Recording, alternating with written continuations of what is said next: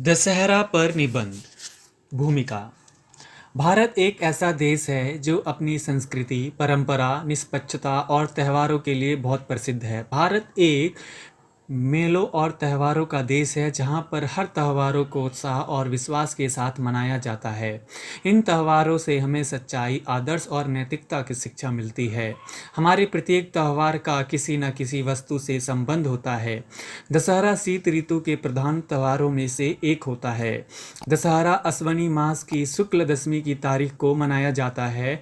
भारत में दशहरा पर्व हिंदुओं की चिर संस्कृति का प्रतीक होता है। इस दिन श्री राम जी ने लंकापति रावण पर विजय प्राप्त की थी। इसी वजह से इसे विजयदशमी भी कहा जाता है। दशहरा सितंबर या अक्टूबर मास में मनाया जाता है।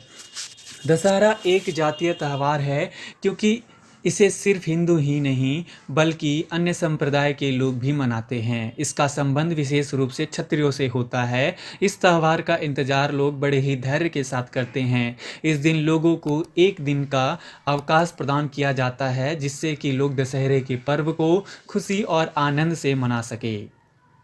मूल उद्देश्य। किसी भी त्यौहार को मनाने के पीछे हमेशा एक मूल उद्देश्य छिपा होता है।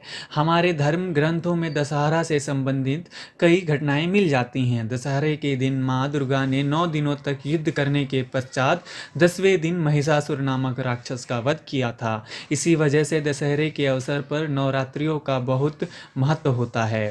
वीर पांडवों ने लक्ष्य को भेद कर द्रौपदी का वरण किया था। महाभारत युद्ध भी विजयदशमी को ही शुरू किया गया था। इसी दिन भगवान श्री राम ने 10 दिन के बाद घोर युद्ध के बाद अश्वनी मास की शुक्ल दशमी को रावण का वध किया था क्योंकि रावण के कारण देव और मानव दोनों ही बहुत परेशान थे। इस दिन श्री राम की विजय पर सभी ने खुशियां मनाई थी।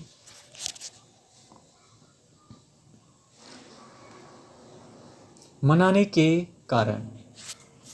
जब भगवान राम का वनवास चल रहा था तो रावण छल से सीता माता का अपहरण करके ले गया था। श्री राम ने सुग्रीव, हनुमान और अन्य मित्रों की सहायता से लंका पर आक्रमण किया और रावण को मारकर लंका पर विजय प्राप्त की थी। उसी दिन से यह दिन विजयदशमी के रूप में मनाया जाता है।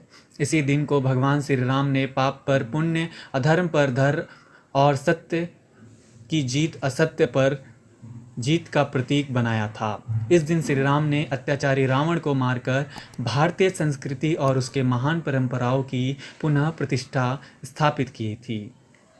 दुर्गा पूजा।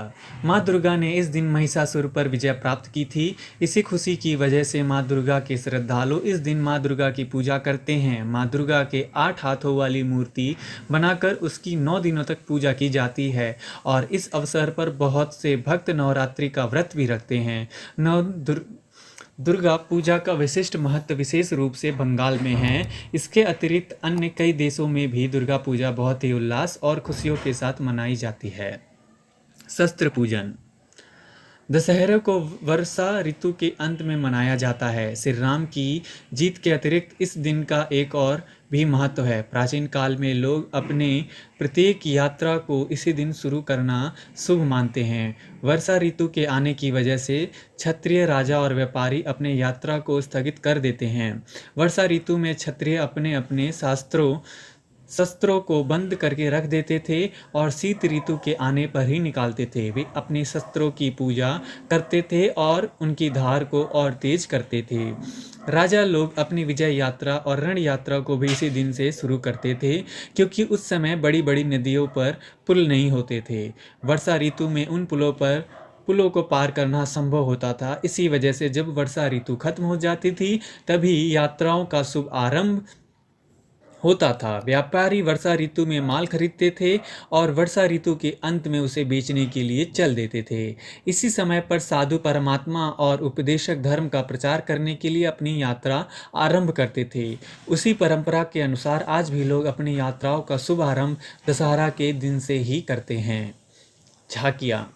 अलग अलग स्थानों पर यह दिन अलग अलग तरीके से मनाया जाता है। जो बड़े बड़े नगर होते हैं वहाँ पर रामायण के सभी पात्रों की झांकियाँ निकाली जाती है। लोग इन झांकियों को बड़ी श्रद्धा और उत्साह के साथ देखते हैं। भारत की राजधानी दिल्ली का दशहरा बहुत ही प्रसिद्ध होता है।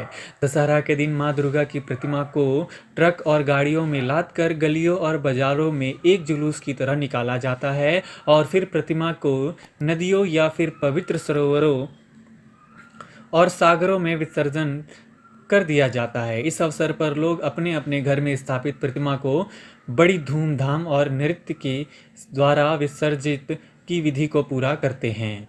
रामलीलाएं।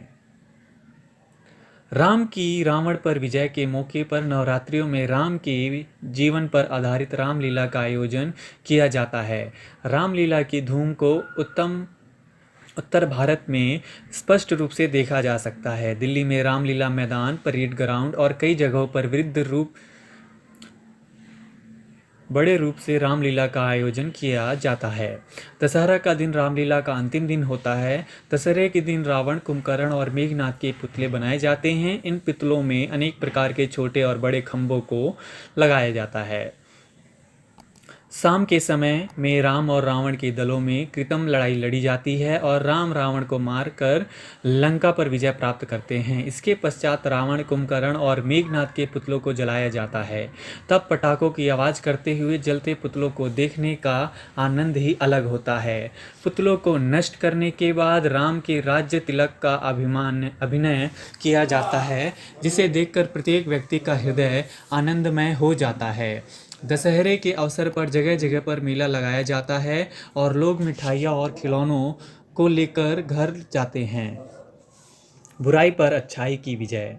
हमारा भारत एक धर्म प्रधान देश है। भारत के सभी पर्व का संबंध धर्म, दर्शन और अध्यात्म से होता है। माँ दुर्गा और भगवान श्री राम ये दैवी शक्ति अर्थात सत्य के प्रतीक हैं। इसके विपरीत महिषासुर, रावण, मेघनाथ और कुंभकर्ण से ये सभी आसुरी शक्तियों के अर्थात असत्य के प्रतीक थे। इसलिए विजयदशमी दैवीय शक्ति असुरी शक्ति पर विजय या असत्य पर सत्य की विजय का प्रतीक है। हमारे अंदर दैवीय और असुरी दोनों प्रकार की शक्तियाँ विद्यमान होती हैं, जो हमेशा हमें शुभ और अशुभ कामों के लिए प्रेरित करती है।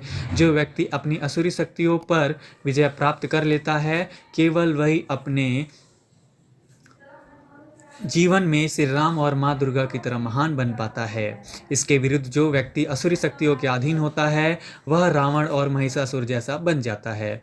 दशहरे को मानने से हमें उस दिन की याद आती है जब श्री राम ने अपनी संस्कृति का विदेश में भी प्रचार किया था और आर्य समाज की नींव को लंका में रखा था। श्री राम जी की तरह प्रीत भक्ति और लक्ष्मण जैसी भ्रातृ भक्ति और सीता माता की तरह पतिव्रता और धैर्य से काम लेने वाले तथा हनुमान जी की तरह स्वामी भक्ति बनने की हमेशा प्रेरणा मिलती है।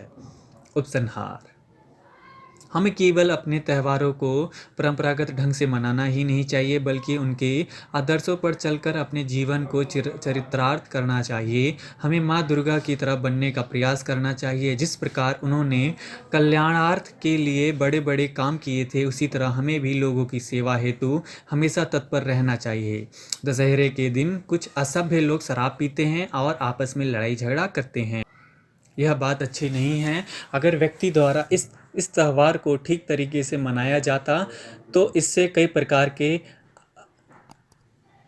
अति लाभ मिलते।